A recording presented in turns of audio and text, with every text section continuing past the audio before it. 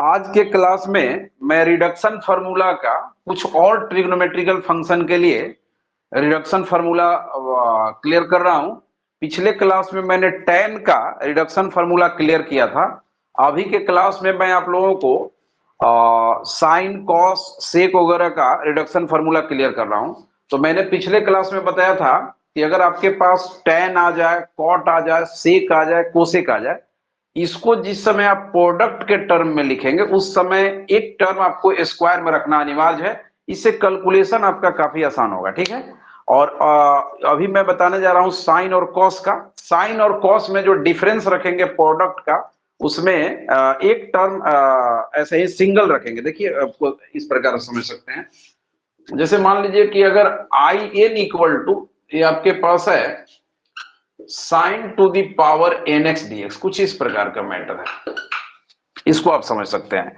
और जैसा कि नाम आप समझते हैं, ये पावर आपका एन है, इसलिए इसके अकॉर्डिंग इसका नाम आई एन हुआ है। अगर पावर इसका 10 रहेगा तो इसका नाम आई 10 हो जाएगा, पावर 20 रहेगा तो आई 20 आप बोल सकते हैं, ठीक है। तो फिलहाल मैं साइन और कॉस का बताने जा रहा हूं। साइन और कॉस में क्या चीज है, इसमें प्रोडक्ट जब रखेंगे तो उस समय आपको स्क्वायर में नहीं रखना है प्रोडक्ट, एक आपको सिंगल में रखना है और बाकी स्क्वायर में रखना है। बाकी जो रिमेनिंग जो पावर रहेगा वो पावर रहेगा, ठीक है। तो देखिए इसको आप लिख सकते हैं इतना equal to sine to the power n minus 1x into sine x dx, कुछ इस प्रकार से आप लिख सकते हैं, ठीक है। और यहां के बाद हम लोग इसको प्रोडक्ट में अब यूज कर रहे हैं। प्रोडक्ट में जो आप आइलेट करके इंटीग्रेशन करते हैं उसका मैं बात कर रहा हूं। आप ऐसा करेंगे कि इसको फर्स्ट कहेंगे और इसको सेकंड कहेंगे। जो प्रोडक्ट वाला रूल होता है फर्स्ट सेकंड का, हम लोगों ने साइन एक्स को सेकंड इसलिए बोला है क्योंकि ये काफी आसानी से इंटीग्रेट हो जाएगा।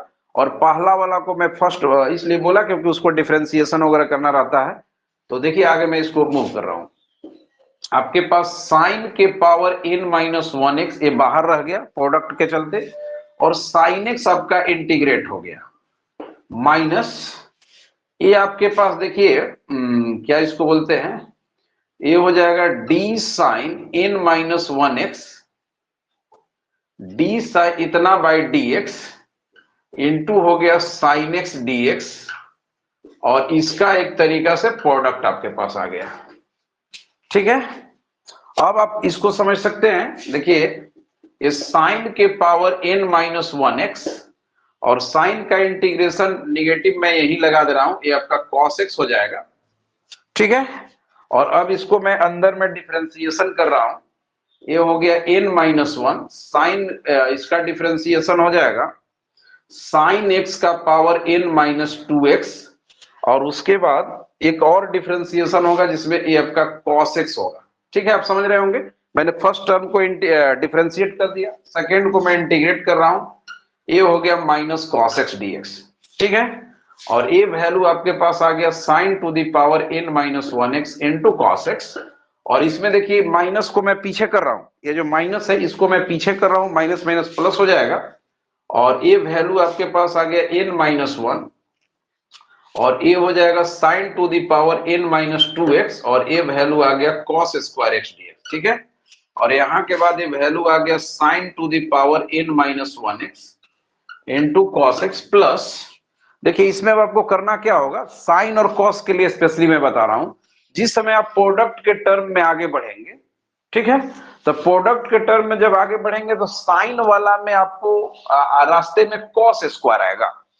साइन का रिडक्शन जब आप करते हैं तो रास्ते में जो है कॉस स्क्वायर आपको आएगा। तो आपको ये ध्यान रखना है कि जो भी टर्म कॉस स्क्वायर वगैरह में आएंगे उसको अल्टीमेटली, अब मान लीजिए ये तो वर्क हो गया, इसको तो कुछ किया नहीं जा सकता है, तो फाइनल हो गया, लेकिन जो वर्क इनकम्प्लीट है, जो इंटीग्रेशन इनकम्प्लीट है, अगर उसमें टर्म कॉस के टर्म में अगर आ रहा है तो आपको फाइनली उसको साइन के टर्म में कन्वर्ट करना है। इस बात को आपको ध्यान रखना है कि जब आप साइन का रिडक्शन करेंगे तो प्रोसेस के दौरान अगर कहीं कॉस स्क्वायर वगैरह टर्म आएगा तो उसको आप साइन के टर्म में कन्वर्ट करेंगे। उसी प्रकार अगर आप कॉस का रिडक्शन कर रहे हैं तो उसमें अगर कैलकुलेशन के दौरान साइन में टर्म आएगा तो उसको आप कॉस में करेंगे, जो आप आगे जब वो बताएंगे। तो यहां देखिए आपके पास कॉस स्क्वायर आ चुका है, तो इसको क्या करना होगा, इन टर्म ऑफ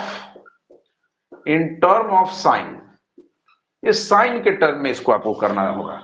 तो ये देखिए वैल्यू n-1 आ गया और ये हो जाएगा sine to the power n-2 इतना, और इसको हम लोग लिख देंगे 1 minus sine square x dx। ठीक है, और ये जो वैल्यू आपके पास आ गया साइन के power n-1 x dx into cos x plus n-1, और अब देखिए इसको आप मल्टीप्लाई करेंगे तो ये हो जाएगा साइन के पावर n-2x और इस sine to the power nx dx हो जाएगा। ठीक है, अब यहां के बाद देखिए मैं आगे बढ़ रहा हूं, ये क्या आ रहा है, in इक्वल टू आया है आपके पास,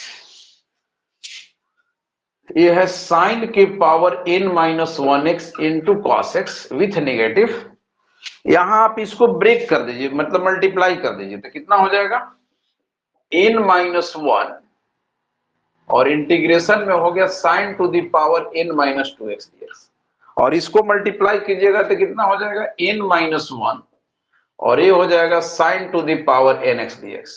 ठीक है, और ये वैल्यू देखिए आपके पास in हो गया और ये sine to the power n-1x into cos x plus, देखिए अब इसका नाम आप दे सकते हैं, मैं बोल रहा था कि यहां पर रिडक्शन फार्मूला में साइन का पावर n है तो इसका नाम मैंने in लिखा।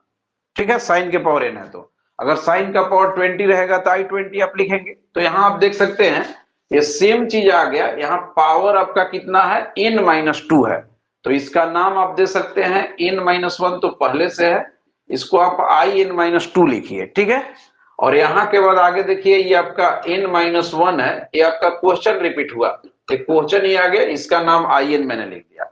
अब चूंकि a और ये सेम कैटेगरी का है तो इसको मैं इधर ले रहा हूं, तो ये हो गया in plus n-1 into in equal to हो जाएगा साइन के power n-1x into cos x plus ये है n-1 इंटू in-2। ठीक है, और अब यहां से इसको थोड़ा सा आप और क्लियर करें, 1 प्लस n-1। ठीक है जी, और यहाँ के बाद ये हो गया in और माइनस हो गया sine to the power n-1x into cos x plus हो जाएगा n-1 इंटू in-2। ठीक है, और यहां से आप 1 को हटा लीजिए, n का जो वैल्यू हो गया minus sine to the power n-1x into cos x plus n-1 into in-2। Clear है, अब ये लास्ट लाइन हो रहा है, in अगर आप निकालेंगे तो ये वाला जो है उधर डिवीजन में चला जाएगा, तो ये वैल्यू आपके पास आ जाएगा sine to the power n-1x into cos x divided by n plus हो जाएगा n-1, इतना हो जाएगा।